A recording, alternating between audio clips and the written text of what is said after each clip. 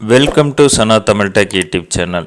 ஆதார் கார்டில் date of birth பிறந்த தேதி மாற்றுறதுக்கு இப்போ புதுசாக ஒரு அறிவிப்பு வந்திருக்கு. அது என்ன அப்படின்னா 10ஆம் வகுப்பு 12ஆம் வகுப்பு மதிப்பெண் சான்றிதழை வைத்து நம்ம ஆதார் கார்டில் பிறந்த தேதியை மாற்றிக்கலாம் அப்படின்னு அறிவிப்பு வந்திருக்கு.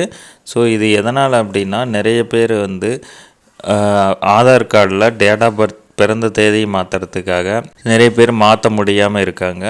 ஸோ அதுக்காக ஒரு பயன்படும் வகையில் தான் 10ஆம் வகுப்பு 12ஆம் வகுப்பு மதிப்பெண் சான்றிதழை வைத்து அதில் இருக்கும் டேட் ஆஃப் பர்த்தை வைத்து நம்ம அது ஒரு ஆதார் கார்டில் நம்ம டேட் ஆஃப் பர்த்தை மாற்றிக்கலாம் அப்படின்னு சொல்லியிருக்காங்க.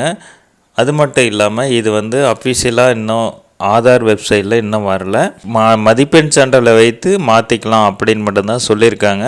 ஸோ அதுக்கான அஃபிஷியல் வெப்சைட்டில் இன்னும் அது விடலை. ஸோ அப்படி விட்டது அப்படின்னா நான் சொல்கிறேன். நீங்கள் இகேஒய்சி பண்ணாமல் இருந்த அப்படின்னா பண்ணிக்கலாம். மே மந்த்து இந்த மந்த்து எண்டுக்குள்ளே இகேஒய்சி பண்ணிக்கலாம்.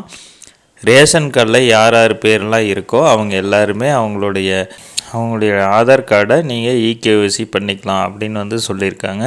ஆதார் கார்டு லாஸ்ட்டு 10 வருஷமாக நீங்கள் எந்த ஒரு அப்டேட்டுமே பண்ணல அப்படின்னா நீங்கள் இப்போது அப்டேட் பண்ணிக்கலாம். அது ஜூன் 14ஆம் தேதி வரைக்கும் நீங்கள் அப்டேட் பண்ணிக்கலாம். அதாவது கடைசி 10 வருஷமாக நீங்கள் எந்த ஒரு அப்டேட்டும் பண்ணல, எந்த ஒரு ஃபோன் நம்பரோ எந்த ஒரு டேட் ஆஃப் பர்த்து பிறந்த அட்ரஸ்ஸு இது எதுவுமே மாற்றலை அப்படின்னா எந்த ஒரு அப்டேஷனுமே பண்ணாமல் வச்சுருக்கீங்க அப்படின்னா நீங்கள் ஏதாவது ஒரு டாக்குமெண்ட்டை நீங்கள் அப்டேட் பண்ணாவே அதை அப்டேட் பண்ணதை எடுத்துக்குவாங்க.